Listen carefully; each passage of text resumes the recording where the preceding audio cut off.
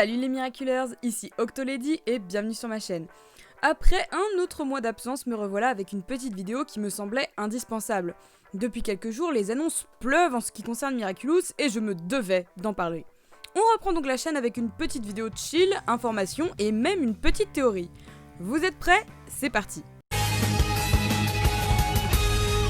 Premièrement, des news sur l'épisode spécial Shanghai. Si plus tôt dans l'année nous avions eu le droit à la révélation du logo du futur spécial, aujourd'hui Zag nous tease avec une nouvelle super-héroïne nommée Lady Dragon selon les hashtags de la publication. Une héroïne qui serait plutôt raccord avec le logo donc. Beaucoup ont d'abord cru à un Miraculous du tigre vu les rayures de la combinaison. On n'a toujours pas d'infos sur quand l'épisode pourrait sortir car malgré les annonces que l'équipe d'écriture nous avait fait à la Japan Tour, avec l'épidémie et le confinement, forcément cela paraît compliqué. Mais ce ne sont pas les seules infos, loin de là. En parlant de spéciaux, Jérémy a partagé l'affiche officielle de l'épisode spécial New York cette fois-ci, ayant lui aussi un logo qui lui est propre, une affiche qui avait déjà fuité depuis longtemps même s'il s'agissait d'un artwork à l'époque. Que nous raconte cette affiche donc? Que Lady Mum, malgré le fait qu'elle soit dans une nouvelle ville, a toujours le même devoir, à savoir protéger Paris et les Miraculous. Cela voudrait-il dire que Papillon les aurait suivis jusque-là?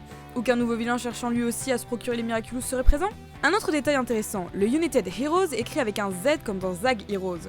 Cela serait-il un indice quant à un possible crossover avec des héros d'autres séries Actoon? Possible. Et que dire encore des personnages leakés et créés spécialement pour l'épisode? Petite news de dernière minute, si quelques heures auparavant nous n'étions pas certains de la diffusion de l'épisode cette année, on connaît à présent le résumé de l'épisode et sa date de diffusion.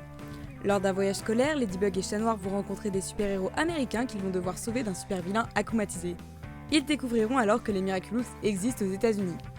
Le papillon sera donc probablement de la partie. Pour ce qui est des dates de diffusion, l'épisode bénéficiera de pas moins de 14 diffusions sur Disney Channel entre le 1er septembre et le 1er octobre 2020. Il faudra donc s'armer de patience, mais réjouissons-nous car la saison 4 n'aura pas eu la même chance.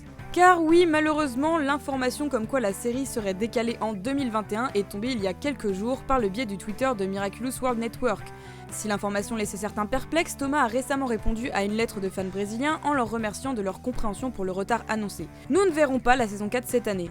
Mais nous avons la chance de découvrir la toute première affiche de la saison 4, une affiche réalisée par un designer du nom de Holshus Official, aka Conrad, qui faisait depuis quelques années des fan-montages assez impressionnants de Miraculous et qui a été recruté pour bosser avec Zag. Plutôt cool donc. Une affiche qui nous apprend beaucoup de choses, mais avant de l'analyser et de passer à la théorie sur ce qu'elle cache, j'aimerais vous parler de cette affiche. Cette affiche qui n'a pas beaucoup fait le tour du web et qui pourtant est vendue comme la version intégrale de l'affiche officielle. Il n'en est absolument rien, vous vous en doutez. L'image est de piètre qualité, le logo est celui du spécial Shanghai sans le dragon, et pas celui de l'affiche officielle. Les couleurs des compartiments sur les côtés ont changé, d'autant plus qu'il y a 8 compartiments sur l'affiche officielle et 9 sur celle-ci. La démarcation du papillon est franchement mal faite, sans parler de Mayura qui a l'air d'avoir été rajouté comme un cheveu sur la soupe. Sans parler du fait que tous les sprites des personnages sont trouvables de manière individuelle sur le net, ou encore qu'aucun réseau officiel n'ait partagé cette affiche comme l'étant elle-même. Ni Zag, ni l'artiste, ni personne. Même les plus grosses pages Miraculous n'ont pas pris la peine de le faire. Donc réellement, ne vous attardez pas sur cette affiche. Dernier petit argument, Thomas a répondu à un tweetos critiquant l'agencement de l'affiche en lui disant qu'ils allaient encore nous surprendre. Ce que je comprends par là, c'est qu'évidemment l'affiche édite est bien loin de la vérité. Revenons donc sur l'affiche officielle et sur quel secret se cache donc derrière celle-ci. Comme vous l'avez compris, si la composition de l'affiche précédente est fausse, il doit bien y avoir une autre composition à cette affiche. Et en réalité, elle n'est pas difficile à comprendre. Rappelez-vous, à la fin de la saison 3, tous nos héros actuels sont compromis et connus du papillon. Le même problème qui concernait Chloé et qui a mené à Miracle Queen. Maintenant que Marinette est gardienne, il paraît impensable qu'elle refasse une telle erreur. Et selon cette affiche, elle ne le fera pas. Il y a donc 8 compartiments. Si on part sur le principe de base que le compartiment vert appartient à Chat Noir, il reste donc 7 compartiments de libre. Et 7, qu'est-ce que c'est? Le nombre de Miraculous qui n'a pas encore été utilisé ou attribué. Et oui, en réalité, l'affiche nous confirme l'arrivée des nouveaux porteurs de Miraculous. Ainsi, dans la case blanche, nous retrouverons probablement le porteur du Miraculous du Book, Marc, selon les probabilités. Dans la case bleue, nous retrouverons le porteur du Buff, aka Yvan. La case orange-jaune sera celle du porteur du Coq, sûrement Nathaniel. La case bleu ciel risque bien d'être celle de Bunix, mais cette fois-ci avec la Lix de notre époque.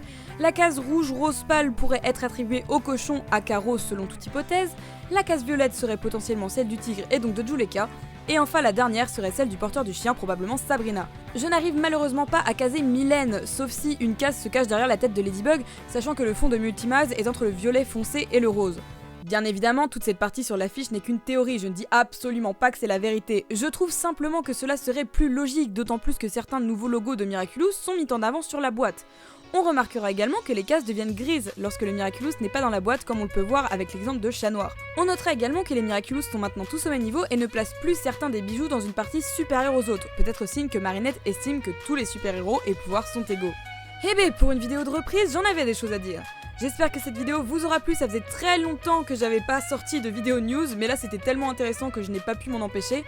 Les vidéos vont reprendre à un rythme assez irrégulier, mais ne vous inquiétez pas, une nouvelle vidéo sur les théories de la saison 4 arrive très bientôt.